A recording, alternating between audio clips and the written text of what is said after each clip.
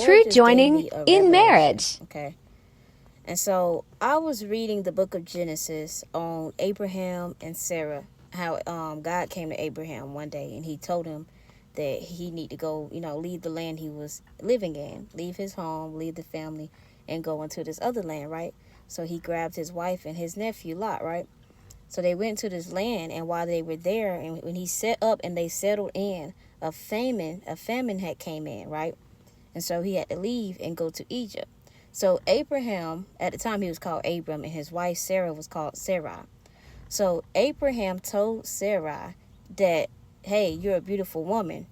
When we go to Egypt, the people are going to look at you and they're going to want to kill me to sleep with you, right? So he already told her, hey, tell them you're my sister so they can spare my life and not kill me, right?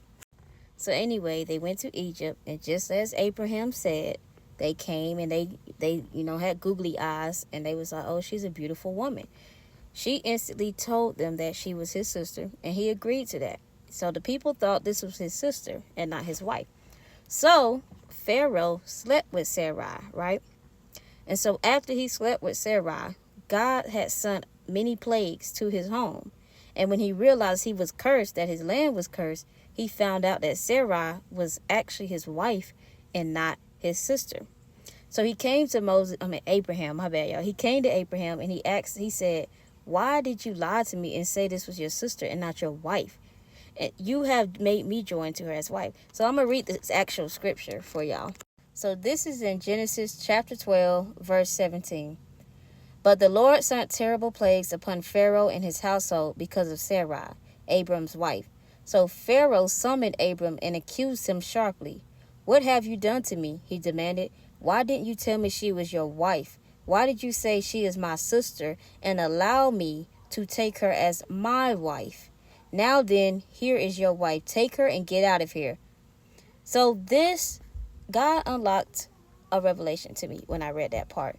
When it says, why did you say she is my sister and allow me to take her as my wife?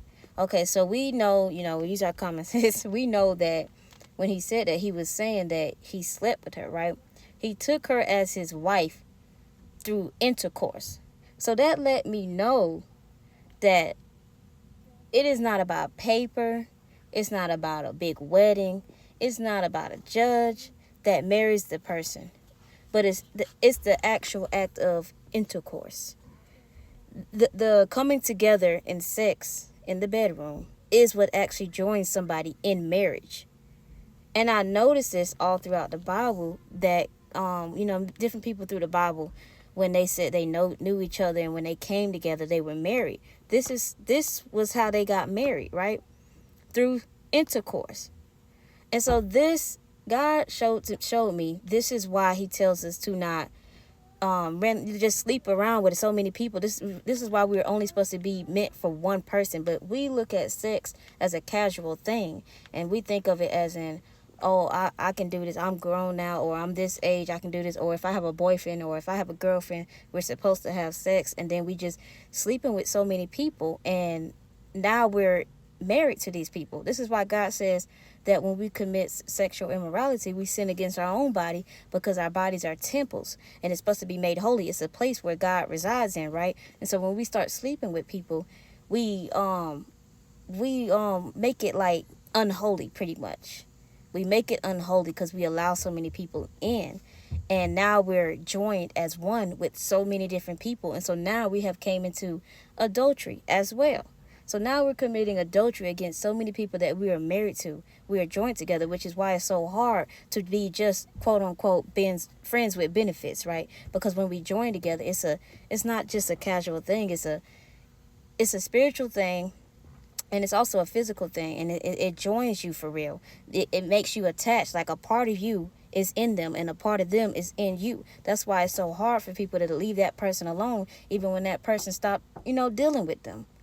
Because it is not just a casual thing. Sex has become one of Satan's devices that he uses against us because he knows we don't have knowledge of it. He knows the scriptures.